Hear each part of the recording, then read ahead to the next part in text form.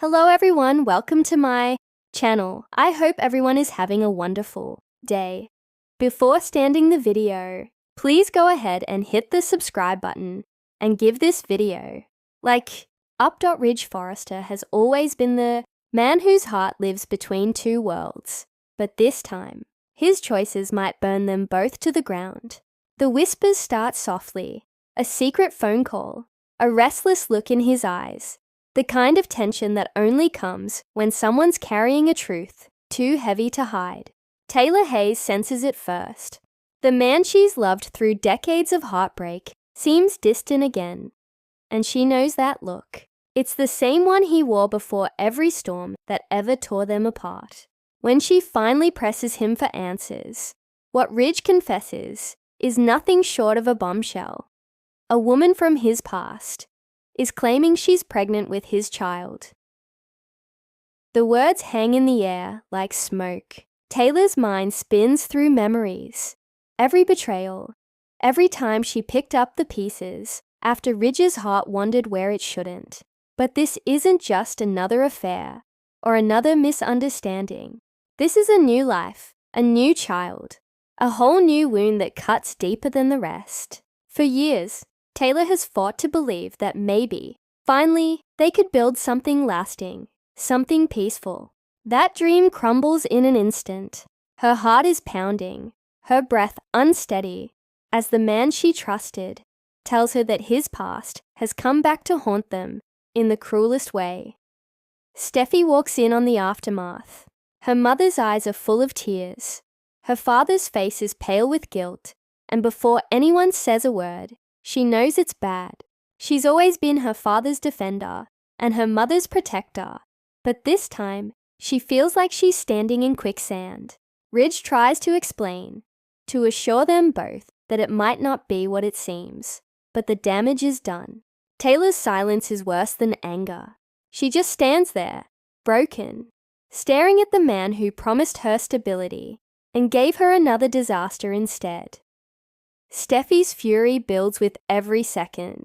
She remembers all the times she's watched her mother suffer because of Ridge's weakness. She's seen her cry, seen her disappear to find herself, and she's vowed that this time she won't let it happen again. But this is too much even for her. She lashes out, accusing Ridge of never learning, of destroying the women who love him. Ridge tries to calm her, his voice trembling, but Steffy isn't listening. She's the little girl who once believed her father was a hero. Realizing yet again that her idol has clay feet, Taylor doesn't explode. She retreats inward, and that's what scares Steffy the most. It's the same pattern she's seen before. The quiet withdrawal, the hollow look in her eyes, the way she shuts the world out until she can't find her way back. Steffy tries to reach her, but Taylor's lost in her own thoughts. The idea that Ridge could have another child, one that isn't hers, feels like the universe playing a cruel joke. She gave her heart, her forgiveness, and her patience, but Ridge keeps rewriting the same painful story. No one knows much about the woman who's claiming to be pregnant, but the mystery makes it worse. Ridge admits he saw her once, while traveling for work, someone he knew from years ago. But he insists it wasn't serious. The timing, though, makes it impossible to dismiss. Steffy wants to believe her father, but deep down, she knows that when it comes to Ridge, the truth is never simple.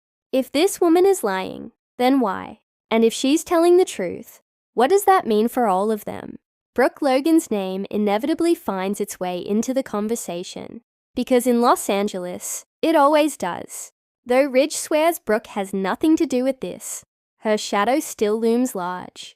Taylor can't help but wonder whether fate is punishing her for ever believing she could finally win Ridge's heart once and for all. Brooke, when she eventually learns about the situation, feels a complicated mix of shock and pity. Part of her aches for Taylor, but another part of her wonders if this is destiny pulling Ridge back to her once the dust settles. After all, every scandal seems to end with Ridge running into Brooke's arms. Ridge's mind is spinning. He wants to believe that this is a misunderstanding, that it'll all go away once the truth comes out. But he also knows he's made mistakes, many of them. The guilt gnaws at him, not just because of what Taylor and Steffy think, but because a small part of him wonders if the woman might be telling the truth. If she is, what then? Can he really start over again, raising another child, while the family he already has falls apart? Steffy can't hold it in any longer.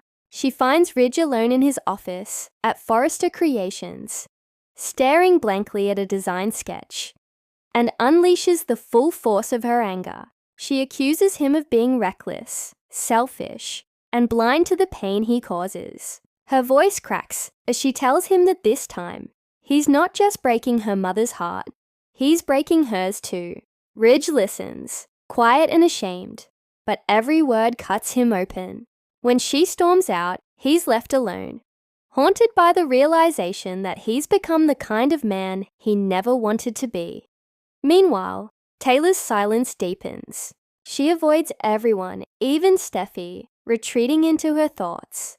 Her mind drifts to all the times she's been the one left holding the emotional weight of Ridge's decisions. She begins to wonder whether she's built her entire adult life around loving someone who can't stop hurting her. In quiet moments, she catches herself thinking about leaving again. Not to run away, but to finally find herself outside of Ridge's shadow. Steffy notices the change in her mother and panics. She tries to hold things together at Forrester Creations, but she's unraveling too. Finn steps in, trying to offer comfort, reminding her that she doesn't have to carry the burden of her parents' mistakes. But Steffy's too angry, too lost. Every time she looks at her father, she sees betrayal. Every time she looks at her mother, she sees pain. Finn's patience wears thin as he tries to be the peacemaker, and their marriage begins to feel the strain. Days later, Ridge gets a call that changes everything. The woman claiming to be pregnant insists she's telling the truth and agrees to a DNA test. Ridge agrees, desperate to know once and for all. When he tells Taylor, she listens quietly, her expression unreadable. He tells her he wants to fix this, that he wants her trust back, but she doesn't answer. Instead, she tells him softly that some things can't be fixed with words or tests, that trust isn't a switch you can turn back on. Steffy overhears part of their conversation and later confronts her mother privately. She begs her not to give up, not to let this situation destroy her. But Taylor looks at her daughter with tears in her eyes and says she's tired. Tired of being the one who waits, who forgives, who heals everyone but herself. Steffy promises to fight for her, to stand by her, but Taylor tells her that maybe it's time she fought for herself instead. When the test results finally come back, everyone braces for impact. Ridge opens the envelope with shaking hands, and what he reads nearly knocks the breath out of him. The test results don't confirm what he feared, or what he hoped.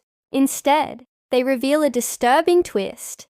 The woman's story doesn't add up. She might not even be pregnant at all. The entire thing could be an elaborate scheme, but who's behind it? And why target Ridge? The revelation sends shockwaves through the family again. Ridge feels both relief and humiliation. Relief that he isn't a father again, but shame that he let it get this far. Steffy's anger shifts from fury to confusion. Someone went to extreme lengths to destroy their family, and they intend to find out who. Taylor, though, doesn't share their enthusiasm. Even if the story was fake, the damage feels real. The trust is broken. The love she felt has been buried under too many lies, too many disappointments. Brooke shows up at the worst possible moment, trying to comfort Ridge, and Taylor sees them together. She doesn't say a word, just walks away, her expression calm but final.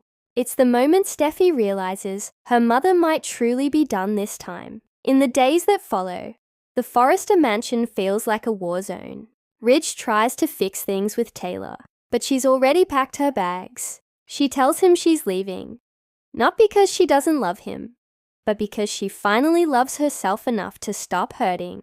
Her goodbye to Steffy is tender, heartbreaking, and full of quiet strength. She tells her daughter not to carry her pain, to build a life full of joy instead of resentment. Steffy begs her to stay, but Taylor just smiles sadly and says some goodbyes are necessary to find peace. When Taylor drives away, Ridge stands in the doorway, watching the taillights fade into the night.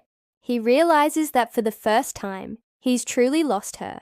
Not to another man, not to misunderstanding, but to the life she deserves without him.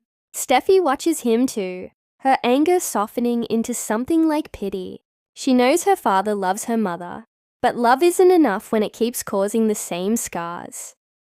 Back at Forrester Creations, life goes on, but everything feels different.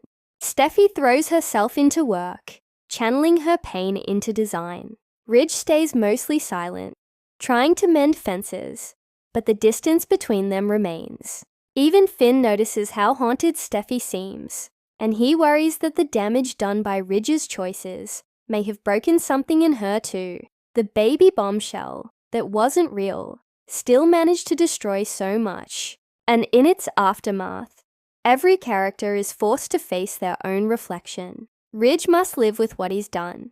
Taylor must learn to live for herself. Steffy must decide whether forgiveness is strength or surrender. In the end, the real question isn't whether Ridge's baby bombshell pushed Taylor and Steffy to a break.